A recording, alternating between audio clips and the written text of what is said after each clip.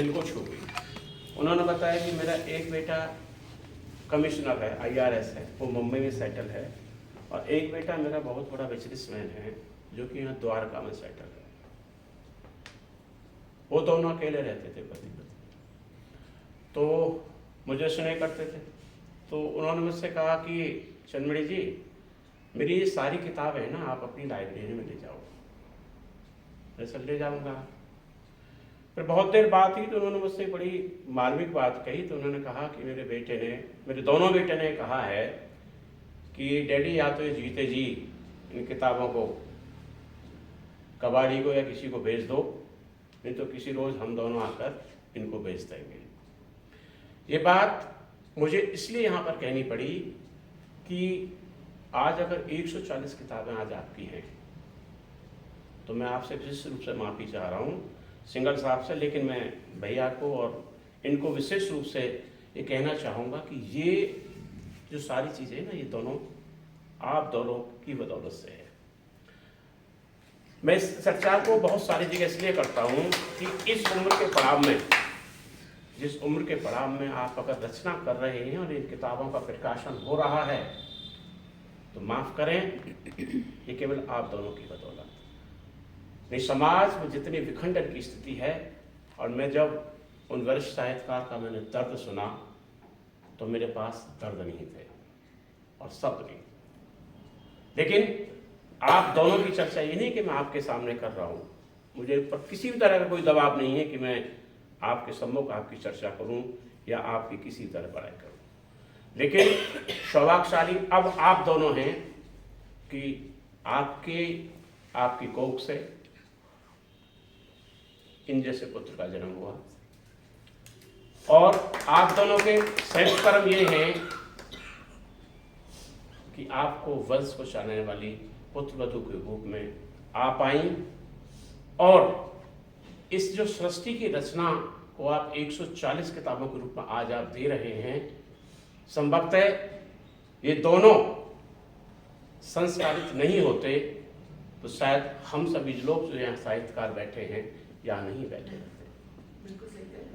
मैं उम्र में आप सभी से छोटा हूँ, लेकिन साहित्यिक मामलों में जो भाग दौड़ है मेरी,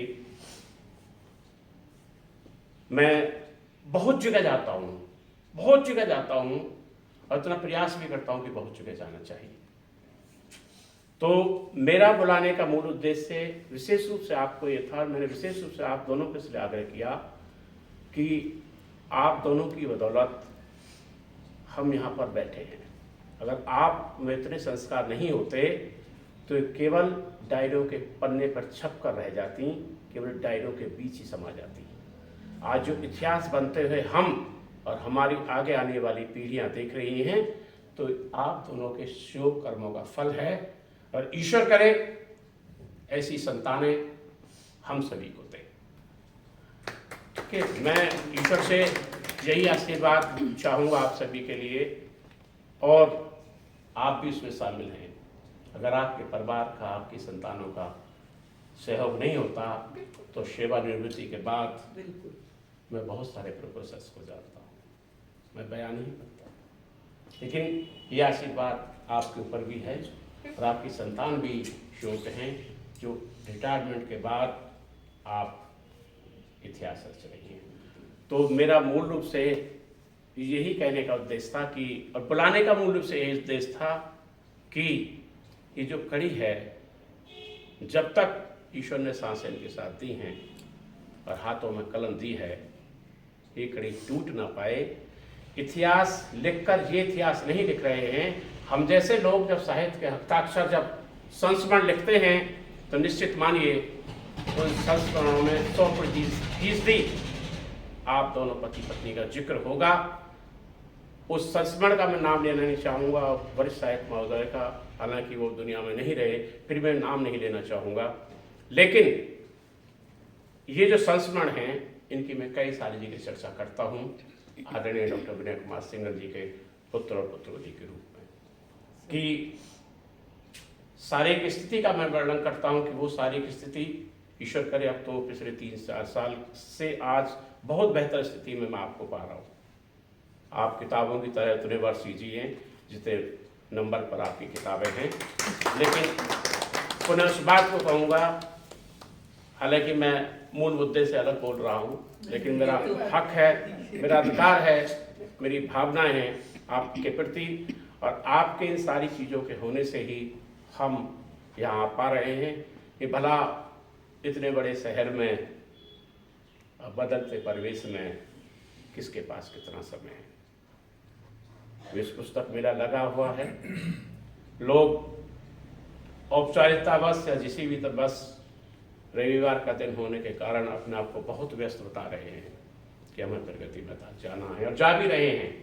लेकिन मुझ जैसे अदना से साहित्यकार और कलमकार के लिए, मेरे लिए सिंघल साहब का कार्यक्रम सबसे ज़्यादा महत्वपूर्ण था, है और भविष्य में रहेगा।